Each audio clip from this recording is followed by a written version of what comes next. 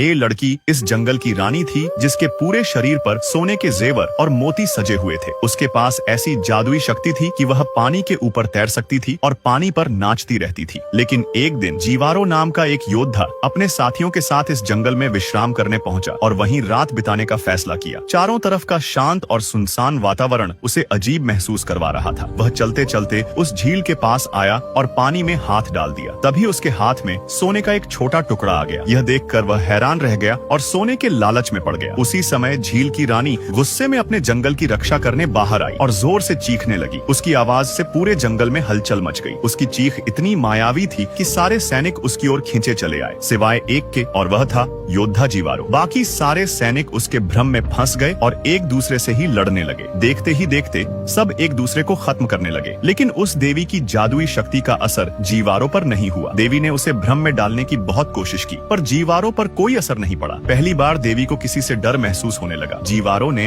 अपनी तलवार निकाल ली और उस पर हमला करने के लिए तैयार हो गया। लड़की वहां से भागकर पानी में छिप गई और छिपकर जीवारो को ध्यान से देखने लगी। दूसरी तरफ अपने सारे साथियों को खोकर जीवारो घोड़े पर सवार होकर वहां से पागलों की तरह भागने लगा। लेकिन रास्ते में उसका पैर फिसल गया और वह नीचे गिरकर बेहोश हो गया। कुछ समय बाद जब उसे होश आया तो उसने देखा कि उसका घोड़ा भी घायल होकर जमीन पर पड़ा हुआ है। अंधेरा होने वाला था। जीवारो ने घोड़े के पास पड़ा कपड़ा उठाया और प्यासा होने के कारण नदी के पास जाकर पानी पीने लगा। थकान की वजह से वह नदी किनारे ही सो गया। उधर वह लड़की उसे ढूंढते हुए रात के अंधेरे में नदी तक पहुंच गई। वह बिना आवाज किए जीवारो के पास आई और उसके धड़कते दिल को महसूस करने लगी। वह उसके शरीर को छूकर अपने अंदर के प्यार की भूख मिटाने लगी। सुबह होते ही जब जीवारो की आंख खुली तो उसने देखा कि वह लड़की उसके पास ही लेटी हुई है। दोनों ने एक दूसरे को देखा। लड़की तुरंत वहां से भागने लगी, लेकिन जीवारो ने उसका हाथ पकड़ना चाहा। तभी सोने के एक टुकड़े से उसके हाथ में चोट लग गई। लड़की दौड़कर पानी में कूद गई और बार बार पीछे मुड़कर जीवारो को देखने लगी। अब जीवारो का डर भी खत्म हो चुका था। वह जंगल के रास्तों से उसके पास जाने की कोशिश करने लगा। लड़की मुस्कुराकर उसे पानी के रास्ते एक झरने के पास बुलाने लगी, जहाँ वह खड़ी होकर जीवारो को देख रही थी। जीवारो ने भी अपनी जान की परवाह किए बिना उस झरने तक जाने का फैसला किया। उसने अपना हथियार फेंक दिया और पानी में कूद गया। लड़की उसकी बेचैनी देखकर उसके पास आई और उससे प्यार जताने लगी। लेकिन जीवारो के लिए उसके प्यार की कोई कीमत नहीं थी। वह सिर्फ दिखावा कर रहा था। उसकी नजर केवल उसके शरीर पर सजे सोने के जेवरों पर थी। वह किसी भी तरह उन सारे गहनों को लूटना चाहता था।